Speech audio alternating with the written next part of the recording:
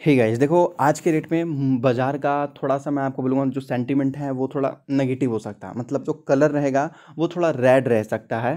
जैसे कल कल अगर आप देखोगे यस्टरडे की बात करते हैं तो एसजीएक्स निफ्टी जो था वो भी लगभग 1% के अपर मूवमेंट में ही था।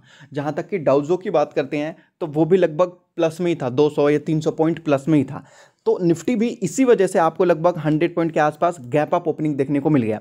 लेकिन आज के डेट में सभी उल्टे हैं, सभी उल्टा। एसजीएक्स निफ्टी देख लो या फिर आप डाउजो देखना चाहते हो तो लगभग यूएस में भी गिरावट देखने को मिली। और ये सारी चीज़ें इन्फ्लेशन और फेड की वजह से ही हो रहा है। और जो न्यू कोविड वेरिएंट है, बस और कुछ भी नहीं, पूरा देश हमारा सही है, कोई दिक्कत वाली बात नहीं है, समझ लो। तो ये सारी चीज़ों को ना बाजार को डाइजेस्ट करने में थोड़ा टाइम लग जाएगा, इन्फ्लेशन को डाइजेस्ट करने में। और ये जो न्यू कोविड है मैं आपको बोलूँगा इसमें उतना टेंशन वाली बात नहीं है। गवर्नमेंट है और गवर्नमेंट सही तरीके से, लास्ट टाइम हुआ क्या था कि देखो हमारे पास प्रिपरेशन नहीं था, इस वजह से कोविड हमारे ऊपर हावी हो रहा था। अभी हमारे पास एक्सपीरियंस है कि क्या होने से क्या करना चाहिए और कितना क्या क्या करना चाहिए, कौन से डॉक्टर को क्या दिखवाना है, क्या हमें ये लेना है, मतलब क्या क्या बोलते हैं, मतलब प्रोटेक्शन लेना, ये सारी चीज़ वहाँ पर आपको बताया जाता है। तो इस वजह से जो भी हो, अब हम थोड़े एक्स्ट्रा प्रोटेक्शन में, तो ज़्यादा टेंशन वाली बात नहीं है जो न्यू कोविड वेरिएंट है उसकी वजह से। लेकिन जो इन्फ्लेशन बढ़ा है ना, इसके वजह से बाजार में आपको थोड़ी बहुत गिरावट देखने को मिली है। क्योंकि इन्फ्लेशन आपको पता है हर साल 6% बढ़ जाता, और बाजार को 6% अगर देखने को मिल जाएगा तो ये क्या होगा कि ओवर वैल्यूड हो जाएगा। तो ये एडजस्ट करने की कोशिश कर रहा है इस वजह से। तो आज के रेट में भी जो कलर होगा वो रेड रह सकता है, मतलब रेड कलर हो सकता है यहाँ पर। कौन से ऐसे स्टॉक्स हैं जिनसे हमें थोड़ा बहुत डिस्टेंस बना के रखना है? होटल्स वाले सेक्टर, होटल्स वाले सेक्टर।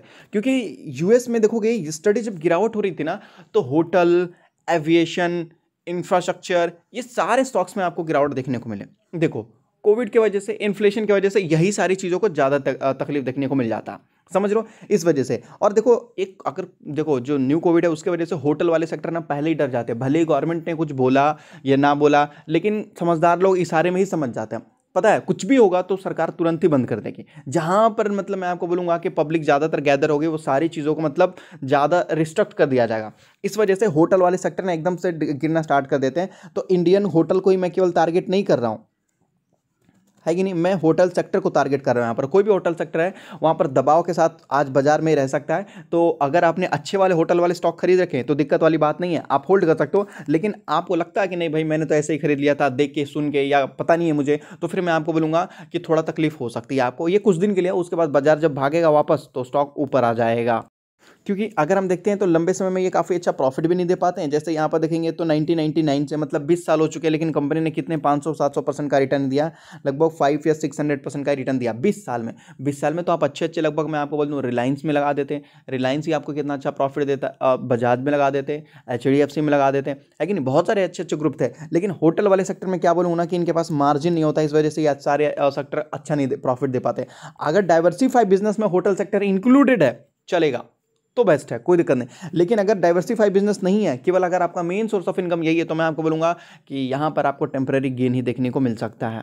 अब जैसे देखो यस्टरडे लेमन ट्री होटल में लगभग 2% की तेजी देखने को मिली। अब लोग तो बोलेंगे सर ये तो भाग रहा है, ये तो भाग रहा है, लेकिन देख लेना चाहिए ना पूरे लाइफ टाइम का। लाइफ टाइम देख लो, 100 रुपये से ये बेचारा 50 रुपये में है। और जब लास्ट टाइम कोविड गिरा था, जब लास्ट टाइम की कोविड की गिरावट से, तो ये अभी तक बेचारा रिकवर तक नहीं हो पाया, अभी तक ये रिकवर तक नहीं हो पाया, सोच लो, है कि नहीं है। तो मैं ये नहीं बोल रहा हूँ कि ये कंपनी खराब है, ना ना ना, मैं होटल सेक्टर को टारगेट कर रहा हूँ। यहाँ पर मैं होटल सेक्टर को टारगेट कर रहा हूँ, यहाँ वीकनेस ज़्यादा होते हैं बस, इस वजह से। बाकी मैं आपको बोलूँगा ऐसी चीज़ों को अवॉइड करें। वोडाफोन आइडिया भी देखेंगे तो पहले बहुत दौड़ रहा था, अब गिरना स्टार्ट कर दिया। मैं आपको बोलूँगा कि आप फंडामेंटली मजबूत कंपनी को खरीदोगे ना, तो मैं बोल रहा हूँ अगर मैंने खरीदा है, अगर वो कल के डेट में 50% भी गिर जाए तो कोई टेंशन वाली बात नहीं, मैं चुपचाप रहूँगा, मुझे पता है। लेकिन मैं आपको बता दूँ जो कंपनी ऑलरेडी अच्छी नहीं है, अगर वो भाग रहा है इस वजह से आपने खरीदा, तो आप फंस सकते हो। जैसे वोडाफोन आइडिया देखो भाग रहा था, कंपनी के ऊपर 2 लाख करोड़ का डेट है। मानता हूँ कि यहाँ पर जो टैरिफ हाई किया गया है उसके वजह से उसको बेनिफिट हो रहा है, लेकिन आपको समझ में आ रहा है वो पैसा मतलब किसी ने दान दे दिया, समझ रहे हो। और डोनेशन के पैसे पे आप कितना दिन राज करोगे बताओ।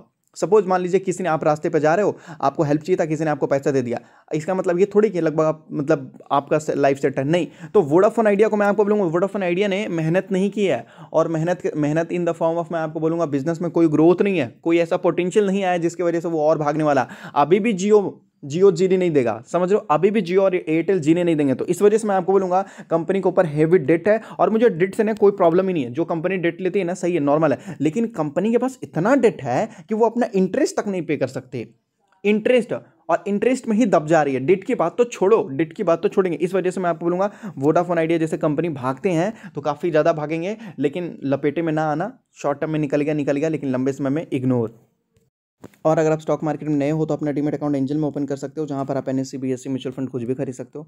जो चार्जेस वगैरह हैं बहुत छोटे लगते हैं। डीमैट अकाउंट बिल्कुल फ्री, डिलीवरी चार्जेस फ्री, केवल 20 रुपीज़ लगता है, वो भी इंट्राडे में, जो हर जगह देखने को मिलता है। तो डिस्क्रिप्शन में लिंक है, मिनटों में जाकर अपना डीमैट अकाउंट वगैरह ओपन कर सकते हैं।